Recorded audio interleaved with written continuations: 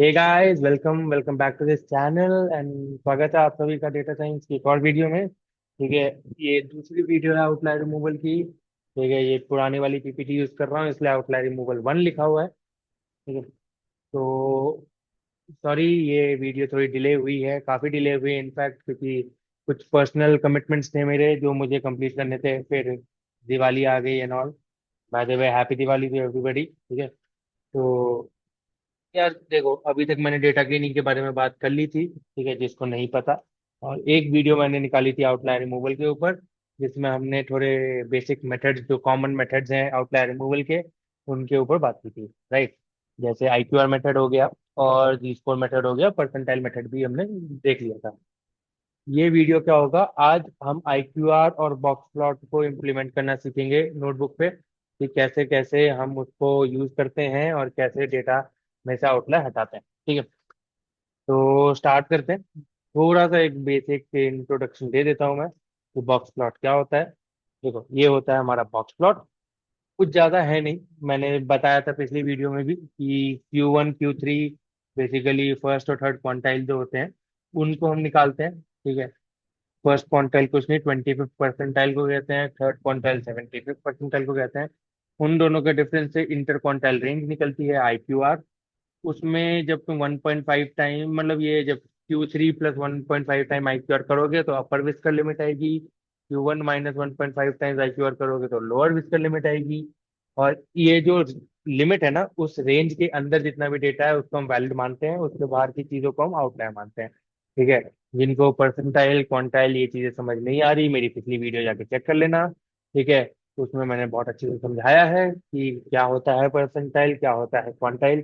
ठीक है। और मैंने IQR मेथड के पूरा बेसिक भी समझाया था। तो जैसे वही सेम पीपीटी यूज कर रहा हूँ, तो यहाँ पे जाके पॉज करके पढ़ सकते हो कि क्या है।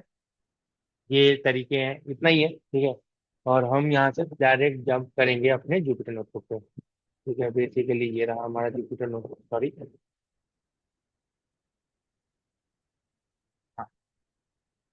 ठीक है।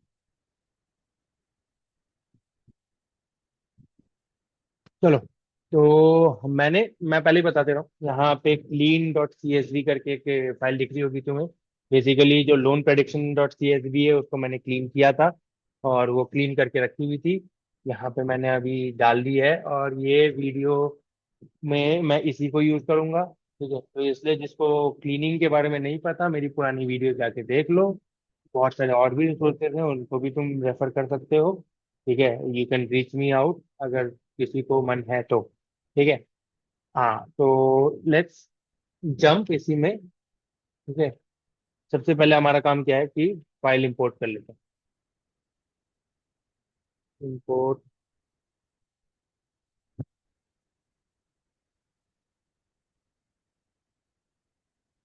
PDF is equal to PD।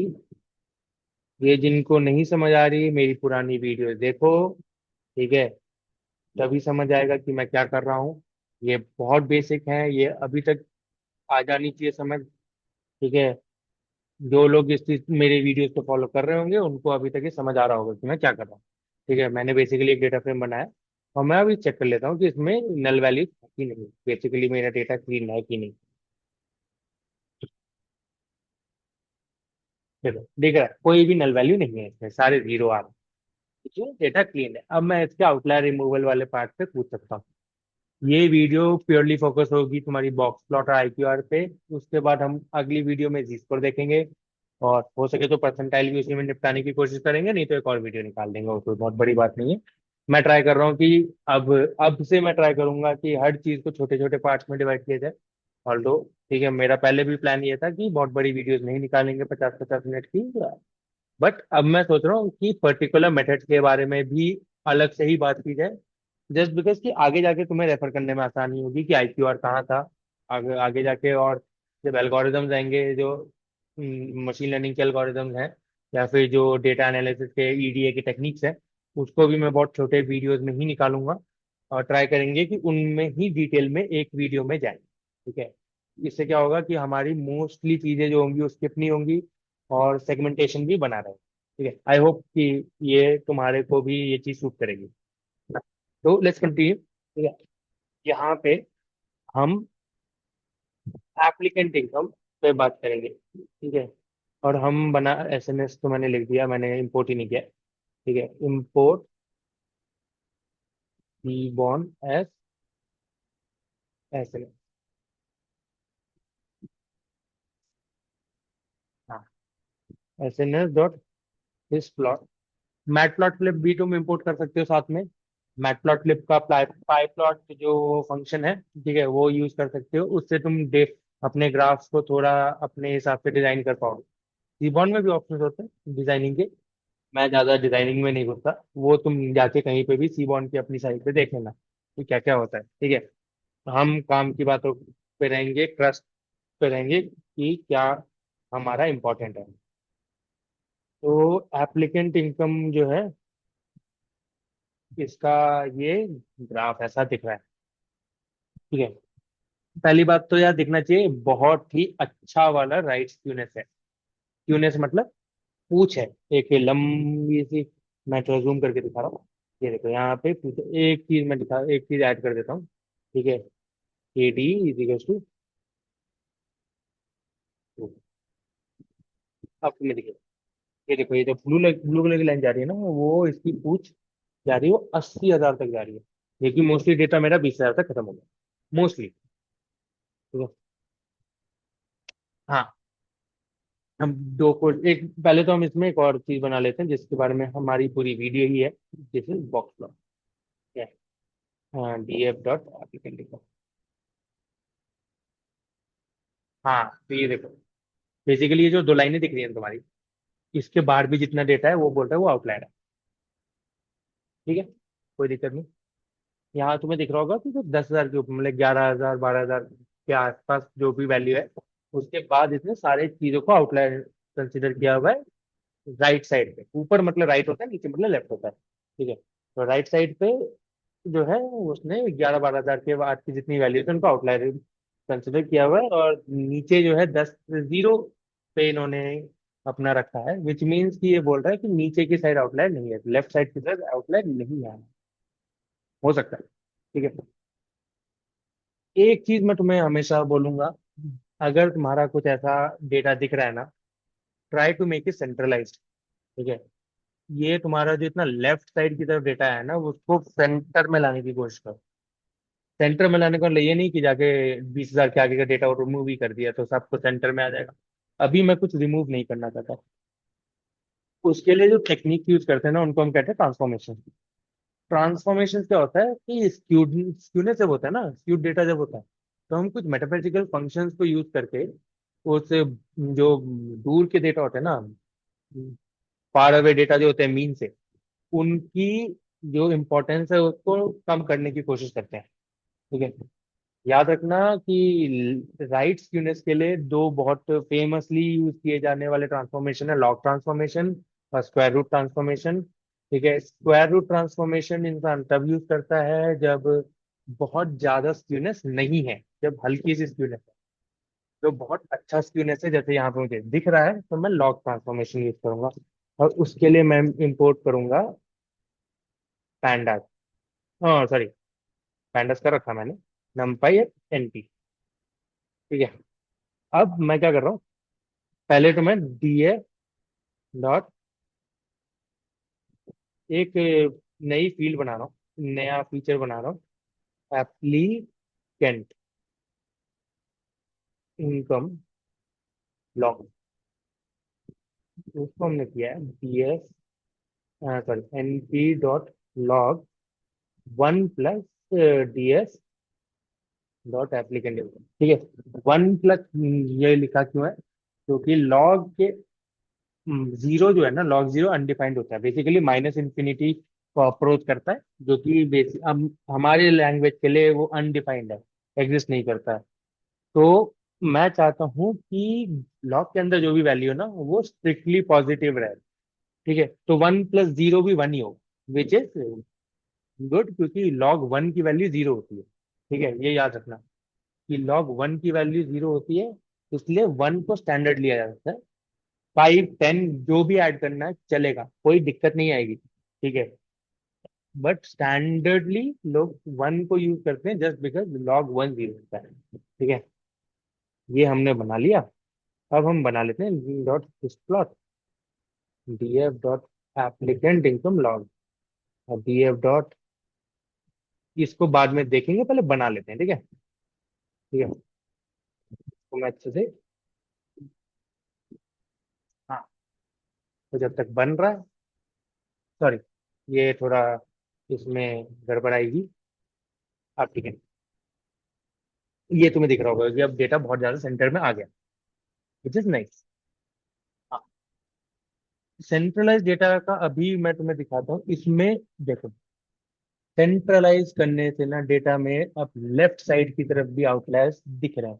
थोड़े से ही है, बहुत ज्यादा नहीं है, बट है, जो कि होने भी चाहिए। क्यों होने चाहिए? ये एप्लीकेंट इनकम है। अब भाई, जीरो एप्लीकेंट इनकम वाले बंदे को क्या कंसिडर करना चाहिए डेटा में?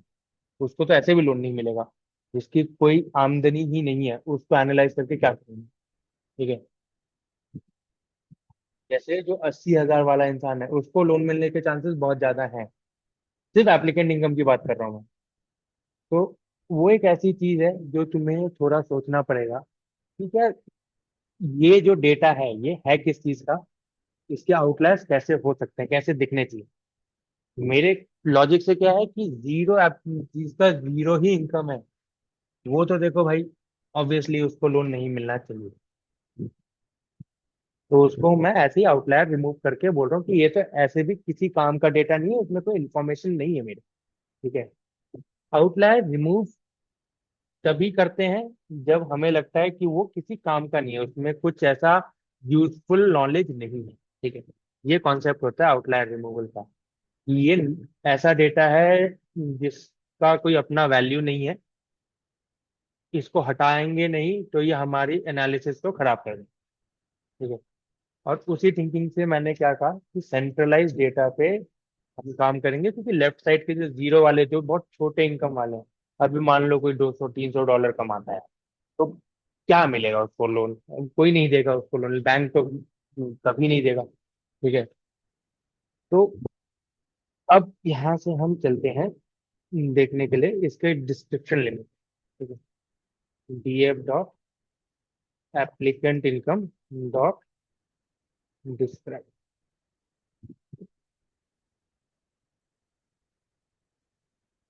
हम्म, यहाँ तुम्हें दिख रहा है 25th परसेंटाइल, 75th परसेंटाइल। ठीक है, तुम्हें सेंट्रलाइज डेटा भी दिख रहा होगा। ठीक है, कि मीन 8.3 के आसपास है, मीडियन 8.2 के आसपास है। अगर जब मीन और मीडियन आसपास होते हैं, मतलब डेटा अच्छा खासा सेंट्रलाइज्ड है। ठीक है, ऑल्दो IQR मेथड्स जो हैं वो डिजाइन इसलिए किए गए थे ताकि स्क्यूनेस पे काम किया जाए।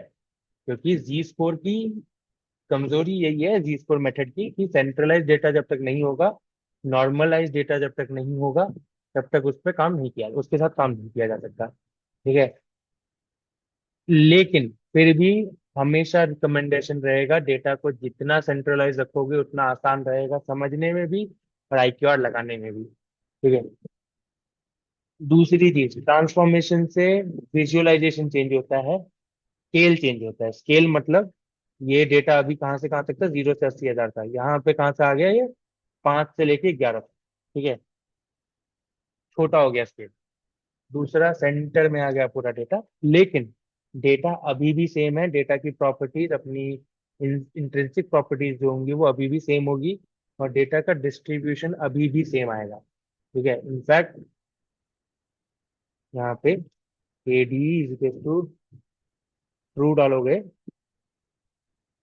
तो ऑलमोस्ट सेम ग्राफ दिखना चाहिए अपने को। ठीक है, ऑलमोस्ट सेम ग्राफ है। ठीक है, ये अलग क्यों दिख रहा है? ये देखो, जो ये वाला चीज है ना, ये यहाँ पे बहुत ज्यादा बड़ा था। ठीक है, बेसिकली अब ट्रांसफॉर्मेशन मैंने पहले भी बताया था कि बाहर वाले डेटा का जो इन्फ्लुएंस है उसको कम करने की कोशिश की गई है। ठीक है, बट डेटा का डिस्ट्रीब्यूशन उससे चेंज नहीं होगा, याद रखना। ठीक है, अब तो कुछ है नहीं, ठीक है, अब सीधा सीधा हम लगा लेते हैं आई क्यू आर को। Is equals to D F dot applicant income log dot quantile, और यहाँ पे 0.25 लिख लेते हैं। तो इसी को कॉपी पेस्ट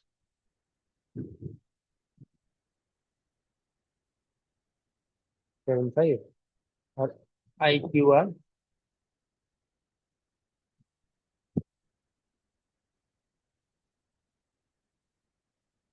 ठीक है। हम्म। आई क्यू आर हमने निकाल दिया। अपर लिमिट जो है वो लिख लेते हैं हम, या थोड़ा टाइपिंग मिस्टेक्स ज्यादा हो रही है तो उसके लिए माफ कर देना मुझे। ठीक है, अपर लिमिट जो आएगा वो आएगा Q3 plus 1.5 times I Q, और लोअर लिमिट भी ऐसी आएगी, Q1 minus 1.5 dot I Q are. हाँ, ये आ गया। अब इसके बाहर जो भी रेंज आएगी एक बार देख लेते हैं अपर लिमिट कितनी आ रही है।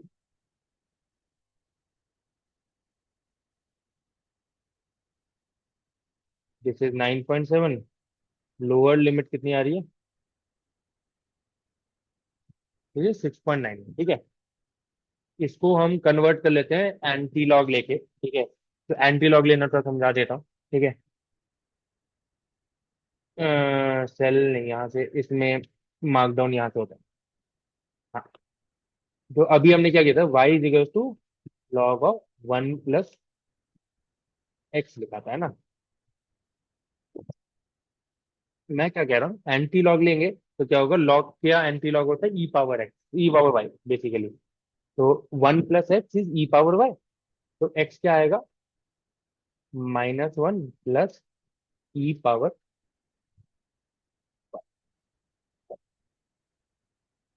ठीक है, ये आना चाहिए। यही चीज हम लेके देख लेंगे।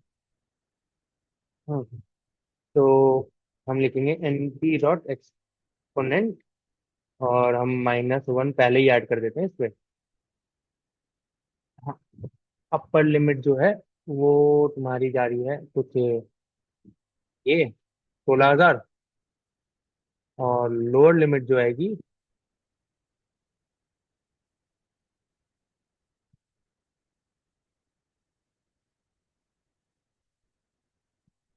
वो 1,000 के आसपास है। ठीक है, जो कि मेक सेंस करता है। ठीक है, क्योंकि देखो,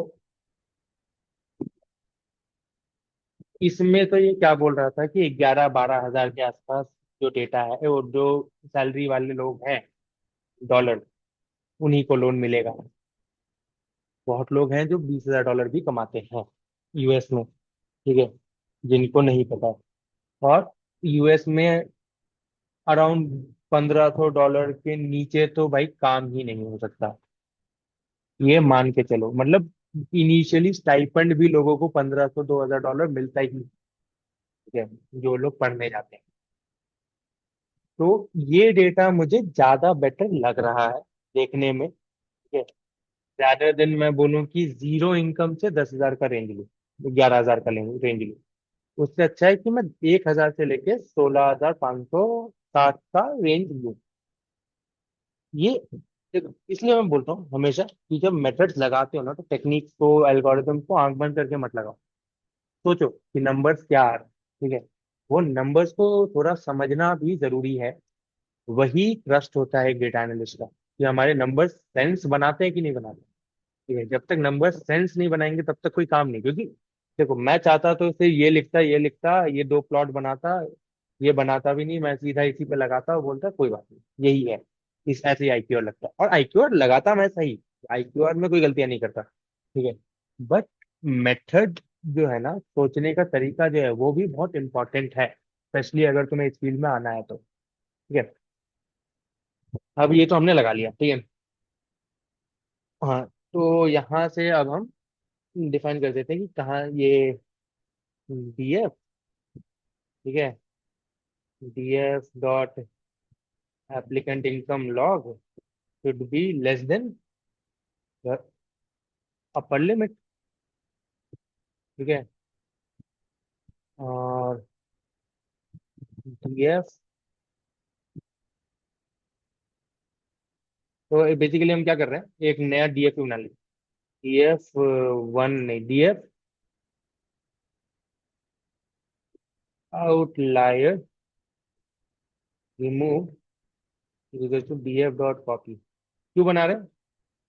तो रीजन है कि भाई हम पुराने वाले उसमें छेड़खानी नहीं करना चाहते, जो अच्छा खासा साफ है डेटा उसके साथ कोई छेड़खानी करे। ठीक है। आउटलायर, ठीक है, outlier remove DF dot outlier remove dot applicant income dot log should be less than upper limit. ठीक है। इसको हम लिख लेंगे डीएफ आउटलायर रिमूव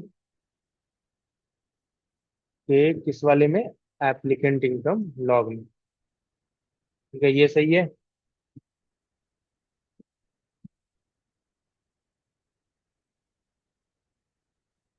एंड, ठीक है। हो सकता है मैं एंड और गलत लगाऊं, और बहुत गलतियां करता हूँ इसमें। ठीक है, तो मेरे को फिर माफ कर देना, अभी पहले ही माफी मांग लेता हूँ। सही निकल गया तो अच्छी बात है। ठीक है। मैं नॉर्मली बहुत स्टेप्स में तोड़ तोड़ के चीजों को करता हूँ, मेरे को आसान पड़ता है। ठीक है।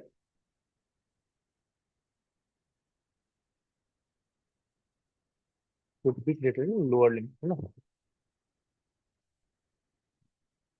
आई थिंक मैंने सब कुछ सही लिखा है। नहीं लिखा है, कुछ तो गड़बड़ लिखी है। Column must have same length of की, पता नहीं। ठीक है। चलो, यहाँ तक हटा के देख लेते हैं। ठीक है। ये दिक्कत है कि इसमें भी शायद वो एरर आना चाहिए। ठीक है। हाँ, column must have same length of keys. ठीक है। तो दिक्कत कहाँ आएगी इसमें? अगर मैं सिर्फ इसको रन करूँ, तो ये तो देखो हो रहा है रन, कोई दिक्कत नहीं है। वैसे डीएफ का शेप कितना था? मैं डीएफ का शेप बोल रहा हूँ 600, तो ठीक है। कुछ 20 कॉलम उड़ा दिए हमने, मतलब रिमूव तो हो रहे हैं सर। ठीक है।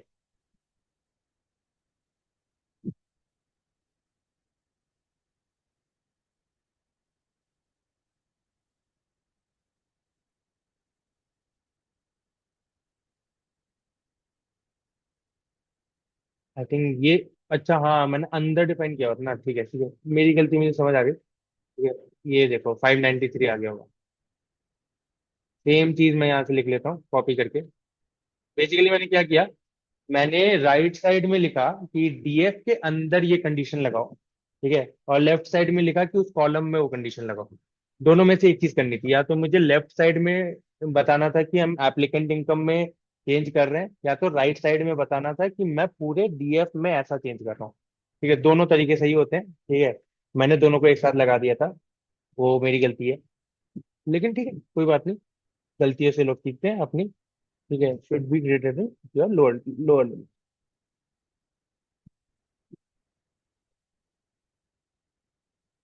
हाँ, अभी डीएफ रिमूव शेप देख लीजिए। 580 से मतलब 20 कॉलम जो थे, 20 डेटा पॉइंट जो थे, ऊपर की तरफ ज्यादा थे, नीचे की तरफ कुछ 6 7 और थे। ठीक है, 6 थे। तो ठीक है, बेसिकली 25 डेटा पॉइंट्स के साथ हमने किया है। और DF outlier remove dot reset index, I think reset index ही होता है ना। रीसेट इंडेक्स कर लेते हैं। रीसेट इंडेक्स क्यों किया मैंने? ठीक है, क्योंकि ये इंडेक्स वाला कॉलम एक एक्स्ट्रा आता है, अननेम्ड कॉलम भी नहीं आना चाहिए।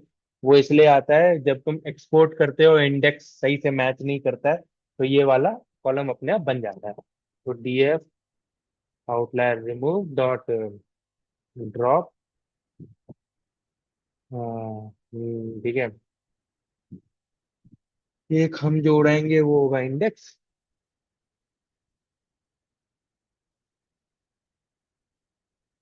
दूसरा जो उड़ाऊंगा मैं उसको कहेंगे अननेम्ड जीरो। और एक्सेस इज इक्वल टू, क्या एरर आ गया भाई?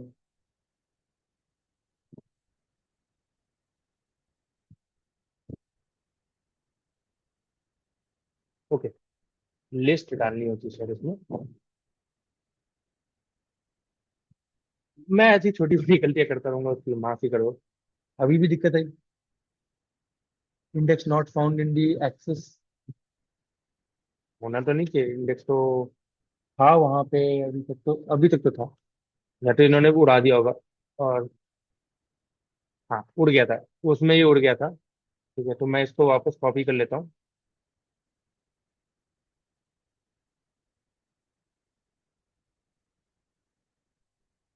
और अननेम्ड जीरो को उड़ाएंगे थे। जब मैंने पहली बार रन किया होगा ना, तो वो उड़ गया होगा। ठीक है, in place is equal to true.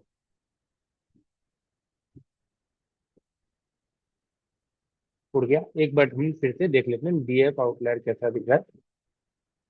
ये छोटी छोटी चीजों पे भी ध्यान रखना अच्छी चीज है। अगर जब तक इन पे ध्यान नहीं दोगे तब तक थोड़ी दिक्कतें आएंगी। दिक्कतें तो कुछ नहीं आएंगी, बस देखने में अच्छा नहीं लगेगा, फिर तुम्हें ही बाद में समझ नहीं आएगा कि इतने सारे कॉलम्स कैसे बने, है ना। तो मैं थोड़ा साफ सुथरा रखता हूँ। ठीक है, ये हो गया।